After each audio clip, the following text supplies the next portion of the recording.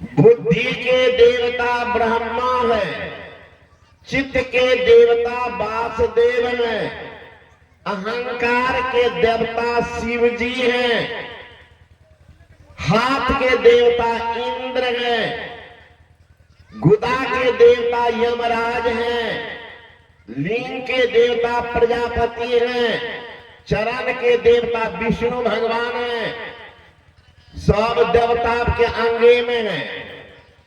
मन के देव चंद्र बुद्धि ब्रह्मा, वासुदेव चित केरे, अहंकार शिव दशा करण के, नयन भान सिर हेरे, रसना वरुण त्वचा के मारुत, नासा अश्विनी जानो, मुख के अग्नि इंद्र, हाथन के देव गुदा जब मानो, लिंग के देव प्रजापति सृजत, चरणन विष्णु विराजे, 14 देव रहत नित तन संग, नित्य रहेगा। सब देवता के भीतरे में, सब देवता।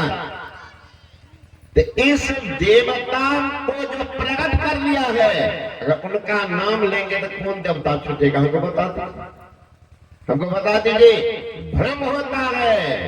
आज भ्रम के कारण देखिए लोग कहां कहां पर सब देवता के, ऐसे देवता को जो प्रकट कर लिया है, उनका पूजा छूटेगा जी? सालाय में आग है ना, काठी में जलता क्यों नहीं? क्यों नहीं जलता? हम लोग पढ़ते हैं ना, एक सलाई में आग, बर्फ की बिना रगड़ने मिलत नहीं अधिकार, बिना झगड़ने अधिकार भी खोजने के लिए कुछ चाहिए, हिम्मत। सलाई में आग है, एक सलाई में आग, ये बर्फ की बिना रगड़ने घिसते रगड़ना। मेहंदी में लाली है, मादा पत्ता तोड़ के लाते, हरा हरा है कि नहीं, और उसी को खींच करके हाथ में लगाती है तो लाल कैसे हो जाता? लाल कहां था वो? छिपा हुआ, कहां छिपा हुआ?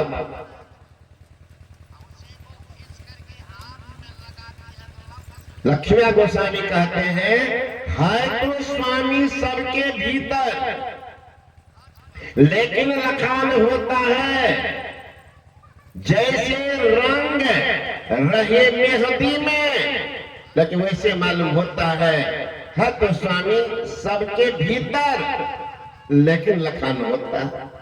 जैसे मकड़ी जगत जाल में तरह तरह से छाता है, धर के देखो उसके भीतर तनिक सुख नहीं मिलता है तो स्वामी सबके भीतर, लेकिन लखान होता है। मकड़ी को मारिए, सूता मिलेगा क्या?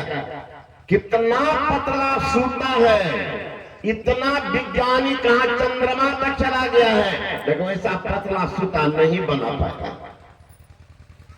मकड़ी रहती है छत में, अपने अंदर से सूता निकालती है और सूता के सहारे धीरे धीरे जमीन पर आ जाती है और अपना चारा करके फिर उसी सूता को समेटते समेटते ऊपर चले जाते हैं। हाँ, कोई वैज्ञानिक आकाश से नीचे उतर जाए फिर उसी को समेट कर चले जाए? बता दो। जैसे मकड़ी जगत जाल में तरह तरह से छाता है, धर के देखो उसके भीतर तनिक सुख नहीं मिलता। इंद्र जाल की अजब तमाशा, पुतली ताल लगाता है कोई भीतर दूसरा बैठा वही नाना नाच नचाता है तो स्वामी सबके भीतर, लेकिन लखान होता। जैसे बुद्ध बुद्ध जल में होता, जल ही माई समाता है, लक्ष्मीपति झूठी यह माया, ब्रह्म सत्य मन भाता है तो स्वामी सबके भीतर, लेकिन लखान होता है तो सबके भीतर में।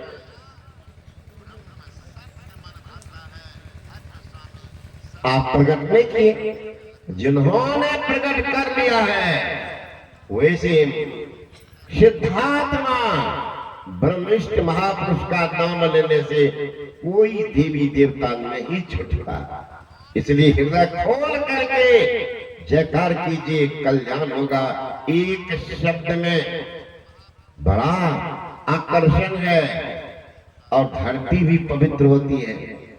अपने आने देखते लोग घड़ी घंट बजाते हैं, शंख फूंकते हैं, क्या कारण? कारण तो कुछ जरूर होगा। साउंड जो होता है ना, कान जो है ना 13 से कम फ्रीक्वेंसी के शब्द को नहीं सुनते और 13,000 से ऊपर वाले शब्द को नहीं सुनते। उसके ऊपर में शब्द है कि नहीं, नीचे में शब्द है? कान नहीं सुनता है उस शब्द को, लेकिन परमात्मा चींटी के पद नूपुर बोले सो भी साहब सुनता है। चींटी के पद में नूपुर की आवाज हो रही, वो भी सुनते हैं। उनका कान कितना सूक्ष्म है। आपका कान तो 13 फ्रीक्वेंसी के कम शब्द को नहीं सुन पाते, वो कैसे सुनते? कौन है? पद बिनो चले, सुने बिनो काना, कर बिनो कर्म करे विधि नाना, आनन रहित सकल रस भोगी, अब बिन बानी बक्ता बर जोगी, तन बिनो परस नयन बिनो देखे। तन नहीं है, आंख नहीं है, फिर भी देखते, फिर भी देखते। वो कौन है? वही तो सब जगह है। उन्हीं का ज्ञान जो कर लिया है, उन्हीं का नाम लीजिए तो आपका भी कल्याण कर देगा, आपको भी ज्ञान होगा। जब तक उनको नहीं भजेंगे कल्याण का होगा। खेल में संत कबीर साहब कहते हैं, गुरबा गुड़िया सूप सुपलिया तज दे बुद्धि लड़कैया खेलेंगे। ये बालक का खेल कर रहे हो, दाल भात तरकारी बना रहे हैं, भोजनों का। गोरखनाथ जी महाराज जी बैठे हुए ध्यान उच्च कोटि के संग। बच्चा लोग आया था गाय चरा, छोटा छोटा बच्चा, तो गैया को छोड़ दिया। अब बैठ करके वो लोग लड़का लड़की का शादी करा रहा, तो मिट्टी का लड़का मिट्टी के लड़की बन के तैयार, शादियों ब्याह होगा, सिंदूर दानों करवा। अब लड़की जाएगी तो भोज भंडारा होना था। उसी बच्चा में से आधा था बाराती वाला, आधा सराती। खूब चलाएगा, मिट्टी का चावल, मिट्टी के दाल, सब्जी सब चला। 5 प्रकार का मिठाई, रसगुल्ला, टिकड़ी, गुल जामुन, रस कदम बोल भी रहा है, रस कदम परोस रहा मिट्टी। और लड़का से उठा कर उसके पास लाता भी था, खा रहे। अब नहीं चाहिए, हो गया, पूरा नाटकबाजी चल रहा है। अब नहीं चाहिए, पूरा हो गया, तो एक रसगुल्ला लीजिए, एक रसगुल्ला ले लीजिए। अब हो गया, हो गया। अब लड़की जाएगी तो अब बैल जो बनाता ये बच्चा सब वो बन ही दे रहा। गोरखनाथ जी महाराज बैठे हुए थे कुछ दिन, आयु बच्चा सब तो खेल किया, अब बाबा से बनवा ली। अब डर लगता था कि बचवागो भी जाएंगे मवजिया पकड़ने का। सबसे डर होता बाबा जी सबके, कान दीजिए कि बाबा अगर कान कट लिया। देख रांची में थे हम, ब्राह्मण परिवार बड़ी जुड़े हुए थे। छोटा छोटा बच्चा, उसकी लड़की थी बड़ी सुंदर, छोटी सी बच्ची आती थी। अब माँ एक रोज बोल दिया कि देखा ना बाबा कान काट लेते। वो जब घुसती थी कि बाबा प्रसाद दीदी जैसे कान का है बंद कर। आश्रम आ गए, रांची में चुकी तो ऐसे करके आती है, तो प्रसादी देते थे।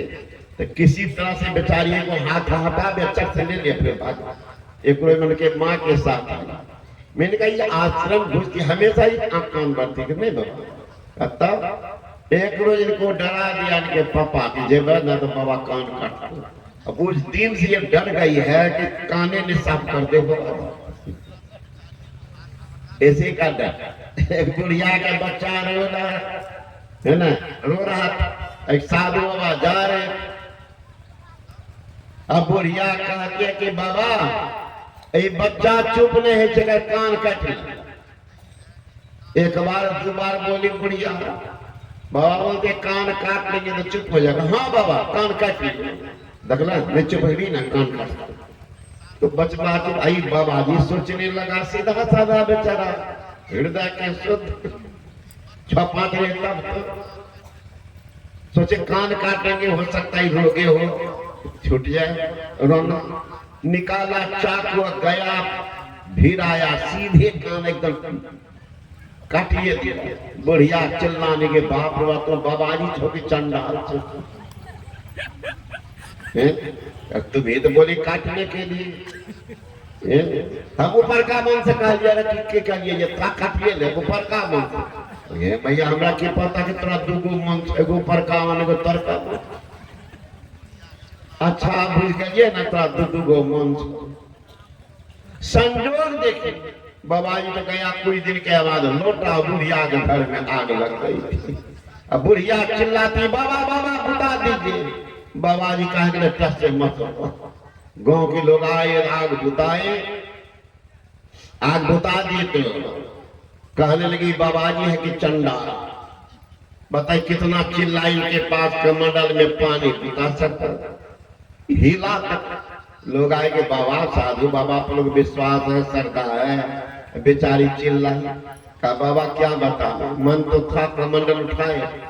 एक रोज जा रहे थे, ये मैया बोली थी कि बाबा कान काट ले, इतना दादी गलौज करने लगे, ऊपर का मन से।